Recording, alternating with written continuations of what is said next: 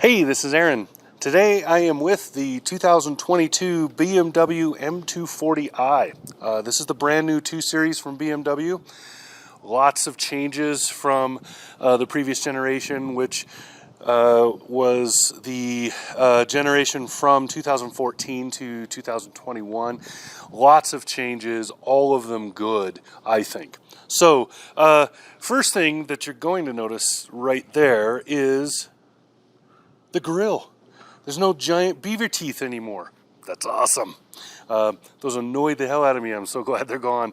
Other thing that's changed, there is a 230 and a 240 model.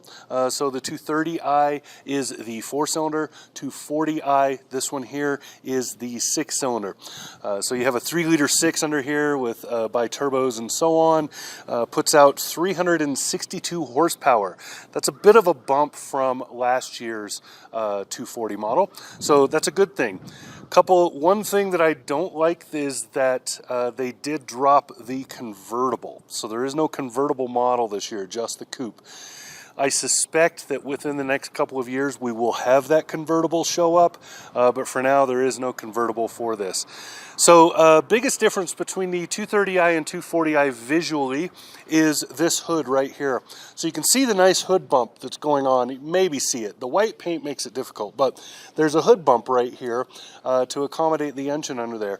In the 230i, that bump doesn't look the same. It looks slightly smaller. It's just a small visual cue.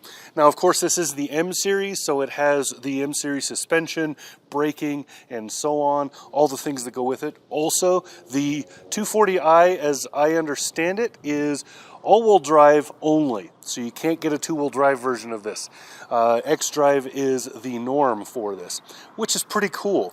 Now, there isn't a whole lot to talk about because it's a very tiny car. I will also point out that there are competitors for this car from Audi and Mercedes and so forth, but there is no other little tiny coupe like this that is rear-wheel drive. All of them are front-wheel drive based. So this rear-wheel drive makes a big difference in how it handles, especially with the all-wheel drive. The all-wheel drive on the 240i is tuned way towards performance and much less towards like bad weather and stuff. So the all-wheel drive is really biasing most of the time to the rear wheels, and it feels really good. Let's go around it. So here's a better look from the side profile. You can see the hood hump I was talking about. You can also see just the overall design of the car. It's a really pretty and very classic coupe. You will notice from the previous generation that the roofline is a little more rounded. It is a lot less flat. The generation before had a less pronounced trunk and a more deeply curved cabin area. It was shorter. This is a little bit larger. They have made it slightly larger, and I think it's better for that. The back seats are still, insurance purposes only. You can get children back there, maybe. You could probably get your dog, but you really can't seat adults in the back. The trunk is a decent size. We'll get to that in a minute, but I'm going to walk into the picture here so you can get an idea of the size that we're talking about.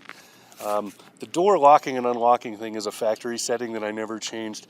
When you walk away from the car, the key gets far enough away, it automatically locks. So anyway, the hood bump that I was talking about is right here.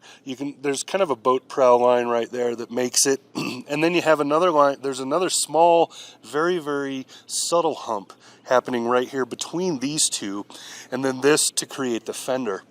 And it's a really good look. I really like. There's a line right here that's just below this opening for the hood, right? So the clamshell stops right there, and then you can see this line runs along and goes all the way down the body, all the way to the back.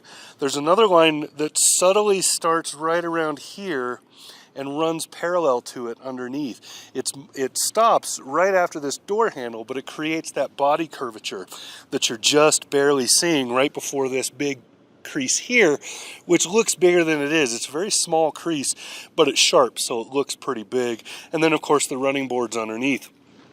So what that does is it creates this moving silhouette. It creates a very obvious line of drawing. So if you were an artist drawing the silhouette of this car, you would obviously do the roof line like that, and then you would run that line there, and then the bottom with the wheels. So really nicely done. It's a very simple but very effective way to design a car to look really classic without being classic, right?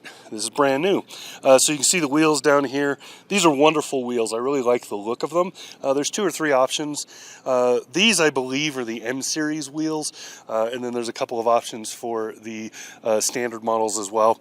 And then the side mirrors. The side mirrors are very large for such a small car, but they mitigated that in terms of visuals by making them thin and adding a bunch of lines on them. Some of them to create vortex for airflow. Others also just make them look slimmer by breaking them into sections. So these mirrors don't look as big as they are. They're pretty huge for such a small car. And then the roof line that I was talking about, you can see it's very rounded and abrupt, right? It doesn't flow like it did last generation to go like this. It drops quicker. That's a good thing because it creates more interior room for one thing, but at the same time, it's creating a more well-defined deck on the back, and that gives it much more, I don't know, classic or classy. It gets away from that clipped deck that we've had before and changes kind of the design dynamic. I like it a lot. Now you see this line here running across, and then down here you have this fender bulge to indicate this fender is slightly larger than the front fender, just by a tad, but just enough. If you run a tape measure, you can see this is just slightly larger, and it's just enough that it emphasizes the rear-wheel drive build of this car. Then back in the back, you can see this fin here. When we come around the back, you'll see it a little more pronounced, but this little fin is part of the M package, and then you have just the way the lighting and the lines run to the lighting. So you have this line here, the main one, runs along and it just kind of stops right before this crease here for the tail light. So it's kind of a neat design, and I really like the way they did it. There's a few options for this that aren't included on this car. There's roof rails that you can get. This has the sunroof, and this has the upgraded stereo. So, and you'll notice that because I just saw it, because there's these big speakers back here from Harman Kardon, and you can see from the side of the car looking this way, you can see a couple of the tweeters and stuff that are on the dash. Let's come around the back and look in it, and then we'll get inside. So at the back of the car here, here's the line I was talking about. This stops right before it gets to this, and then you have these taillights. The taillights are a unique shape. I really like this shape. I don't know what I would call it, like offhand. It kind of looks like a sports car silhouette in a way, but it's a really cool look. And then you can see the fin I was talking about here. That goes on top of the integrated deck fin. So there's already a sort of a fin happening here, and then this is on top of that. You have the X-Drive logo, of course, BMW logo, and the M logo with the stripes and the 240i. And then you can see down there you have the diffuser, which is part of the M package. And then you have those exhaust ports, also part of the M package. As far as I know, the 230i still has those double ports. I see them in the photos, but I don't know if they're both functional like they are on this 6. So really kind of cool there. That's kind of the rear end. It's relatively simple, but I really like the design because the simplicity makes it classy. Let's look at the inside. So inside the 240i, it's a very simple layout as far as where the controls are. They're where you expect them to be in a BMW. You have good venting, decent climate control in here. There's some details because this is the M package, like the BMW M series logo color scheme on the doors and a couple of other things. This has the upgraded infotainment and stereo in it, and then also just a lot of little niceties: heated seats, heated steering wheel, and so on. Two things to note. There is no manual transmission for this vehicle, so you can no longer get a manual with it. That is going to be a downer to a lot of people, but honestly, by sales figures, most people, even in the M series, were not buying a manual anyway. Traditionally, people have been buying automatics. The manual was a tiny, tiny little segment and sub-segment of it, and so I'm not surprised to see it go. But what you do have is you have a wonderful shifting pattern, or a shifting feel in this car. It's very, very aggressive. So you get lots of RPM when you want it, and then you get nice, simple fuel economy when you don't. EPA rates this, I believe, at 29 miles to the gallon. Most of us driving it around like regular people will beat 30.